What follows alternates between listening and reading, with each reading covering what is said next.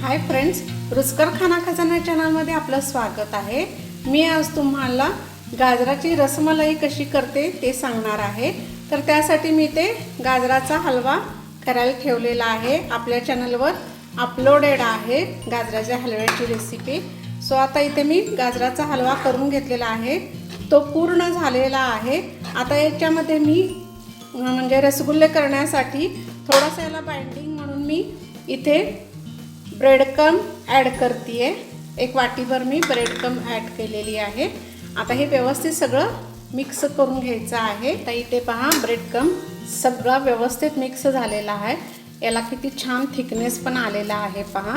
आता मी या स्टेजला इथे गॅस बंद करते आणि मी एका प्लेटमध्ये काढून हे थंड करायला घेते आणि मग पुढची प्रोसेस सांगते। मी हाताला थोडंसं असं तूप लावलेलं आहे आणि आता छोटे छोटे याचे गोळे करून घ्यायचे आहेत। आपल्याला जितका मोठा साईज हवा त्याप्रमाणे असे हे गोळे करायचे आहेत। मी याप्रमाणे सगळे गोळे आता करून घेते। आता मी इथे असे गोळे तयार करून घेतलेले आहेत। हे पहा, अशा पद्धतीने मी हे गोळे तयार करून घेतलेले आहे। आता इथे मी गॅसवर तोच पॅन पुन्हा ठेवलेला आहे आणि त्याच्यामध्ये मी आता दूध ॲड करते।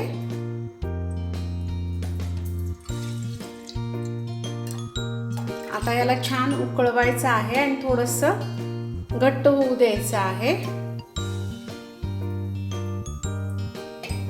आणि इकडे आता दूधही छान उकळलेलं आहे, याला दाटसरपणा आलेला आहे। साईडला पाहू शकता तुम्ही कसं हे लागलेलं आहे, त्या अर्थी हे घट्ट झालेलं आहे दूध। आता मी या क्षणाला थोडंसं इथे साखर ॲड करते। अगदी थोडी साखर ॲड करायची आहे, दुधाला थोडीशी चव येण्यापुरती, गोडसर असं, जास्त पण नाही। आणि हे सगळं आता पुन्हा एकदा व्यवस्थित उकळेपर्यंत साखर मिक्स होईपर्यंत सगळं व्यवस्थित उकळून घ्यायचं आहे। आता इथे मस्त असं दूध उकळत आहे। गाजराचा हलवा त्याच पॅनमध्ये केल्यामुळे त्याचा कलर सुटलेला आहे थोडासा।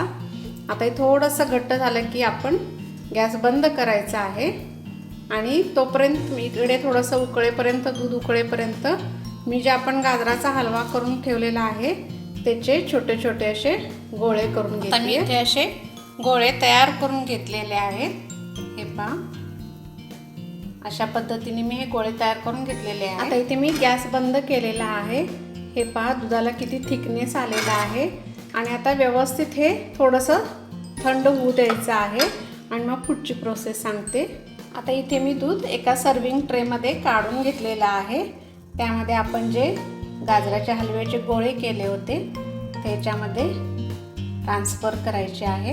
आता याच्यामध्ये मी सगळे गोळे सोडून घेतलेले आहेत आणि याच्यावर आता आपल्याला गार्निशिंगसाठी ड्रायफ्रूट, पिस्ता आणि बदाम घातलेला आहे मी।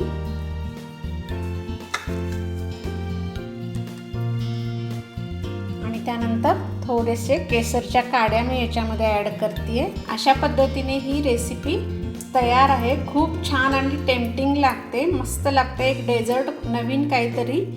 अगदी आता गाजराचा सीझन आहे, नक्की करून पहा।